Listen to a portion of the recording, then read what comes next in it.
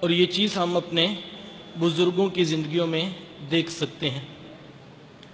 حضرت جنید بغدادی علیہ رحمہ ایک دن اپنے ایک مرید کو بلایا اور اسے ایک صندوق دیا اور کہا کہ بیٹا یہ صندوق لے جاؤ اور جا کر دریا دجلہ کے اندر پھینک آؤ، اور خیال کرنا بیٹا اسے کھول کر نہ دیکھنا کہ اس کے اندر کیا ہے۔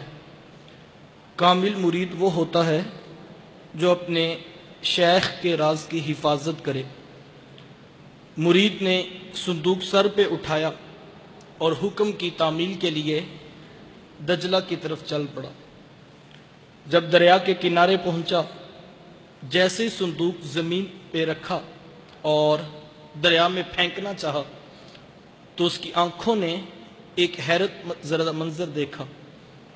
منظر کیا تھا کہ صندوق جیسے پانی میں گرا تو پانی بھی دو حصوں میں بٹ گیا، اور انتہائی محبت کے ساتھ اس صندوق کو اپنی آغوش میں لے لیا۔ مرید حیرت زدہ ہوا کہ آخر اس صندوق کے اندر کیا تھا، اور اگر وہ اتنی قیمتی شے تھی کہ جس کو پانی نے بھی راستہ دے دیا تو میرے شیخ نے اس کو پھینکوا کیوں دیا۔ معمہ حیرت لیے حاضر خدمت ہوا، آ کر عرض کی حضرت مجھے بتایا جائے کہ آخر اس صندوق میں کیا تھا، اور اگر وہ اتنی قیمتی شے تھی کہ جس کے لیے پانی نے بھی راستہ چھوڑ دیا تو حضرت آپ نے اس کو پھینکوا کیوں دیا۔ تو حضرت جنید بغدادی علیہ رحمہ فرمانے لگے، بیٹا میں نے 12 سال کی محنت شاقہ سے تصوف کے اسرار و رموز کے اوپر ایک کتاب لکھی۔ 12 سال جب کتاب مکمل ہو گئی تو پھر 12 سال برابر میں اس کتاب کی نوک پلک سنوارتا رہا کہ کہیں اس کا کوئی جملہ اور اس کی فکر کا کوئی زاویہ میرے رسول کی شریعت کی مخالفت میں نہ ہو، اور کہیں ایسا نہ ہو کوئی جنید کی کتاب پڑھے اور اس کی راہیں خراب ہو جائیں۔ پھر برابر 12 سال میں یہ بات سوچتا رہا کہ لوگوں تک یہ کتاب پہنچاؤں یا کہ نہ پہنچاؤں۔ بیٹا آج برابر 36 سال بیت گئے تو میں نے فیصلہ یہ کیا ہے کہ قرآن کے ہوتے ہوئے لوگوں کو جنید کی کتاب کی ضرورت نہیں ہے، کہ جب قرآن موجود ہے تو پھر کسی دوسری طرف دیکھنے کی حاجت اور ضرورت باقی نہیں۔ ایک مومن کو قرآن مجید کی حقانیت اور اس کی سچائی کے اوپر اتنا یقین حاصل ہونا چاہیے۔ تو قرآن مجید کا پہلا حق ہے کہ اسے اللہ کی لا ریب کتاب مانا جائے۔ دوسرا حق یہ ہے کہ صحت لفظی کے ساتھ، مخارج کی صحیح ادائیگی کے ساتھ اس کو اوپر سے دیکھ کر پڑھنا سیکھا جائے۔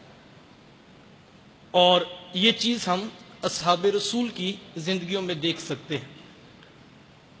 صحابہ بڑا خوبصورت قرآن پڑھا کرتے تھے، اور یار وہ پڑھتے بھی کیوں نہ، انہوں نے قرآن سیکھا بھی تو صاحب قرآن سے تھا۔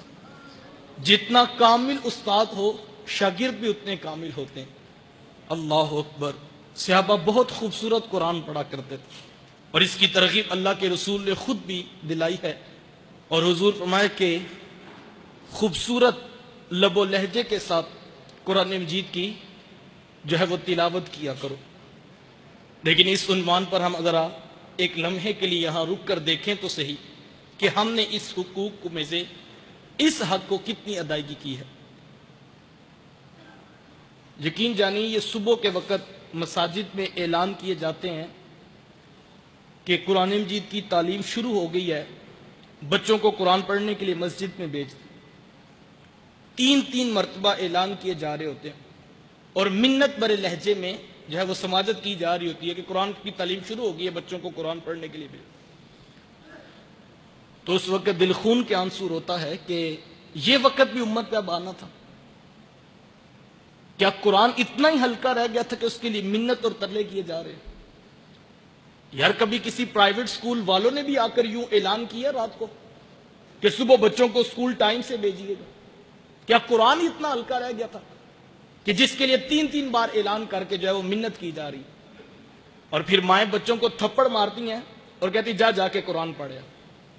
بچے کی آنکھوں میں آنسو ہوتے ہیں، میلے کچیلے کپڑے اس نے پہنے ہوتے ہیں، اور بعض اوقات رات کپڑوں میں پیشاب کیا ہوتا ہے اور وہ انہی ناپاک کپڑوں میں مسجد کی طرف آ رہا ہوتا ہے اور ہاتھ میں اس کتاب کا پارا ہوتا ہے جس کے بارے حکم ہے لا یمسہ الا المطہرون، اس کو بے وضوئی کی حالت میں چھو بھی نہیں سکتے، اور پھر جو مساجد کے اندر کی حالت ہے وہ بھی ناگفتہ بے ہے۔ ایک قاری صاحب ہیں، 60 بچے ان کے سامنے بیٹھے، آدھا گھنٹہ کلاس کا ٹائم ہے، کوئی صاحب فہم مجھے بھی یہ بات سمجھا دے کہ اس کلاس کو کس طرح مینج کیا جائے گا۔ ایک بچے کے حصے میں 1 منٹ بھی پورا نہیں آتا، پچھلا سبق سننا بھی ہے، آگے سبق پڑھانا بھی ہے، تو پھر اس کلاس کے کیا نتائج پیدا ہوں؟ میں اپنی آنکھوں سے دیکھا فیصل آباد میں ایک قاری صاحب، تو 100 سے اوپر بچے جو ہے وہ ان کے سامنے بیٹھے ہوئے، اور وہ کہہ رہے تھے کہ 15 منٹ تو حاضری لگاتے میں مجھے گزر جاتے، اور میں نے مسجد کی انتظامیہ سے کہا کہ ایک حافظ صاحب اور ایڈ کر دے، کم از کم چلو سارے بچوں کا سبق روٹین میں سنا جا سکے، لیکن مسجد والے کہتے ہیں کہ نہیں جی آپ نے اسی میں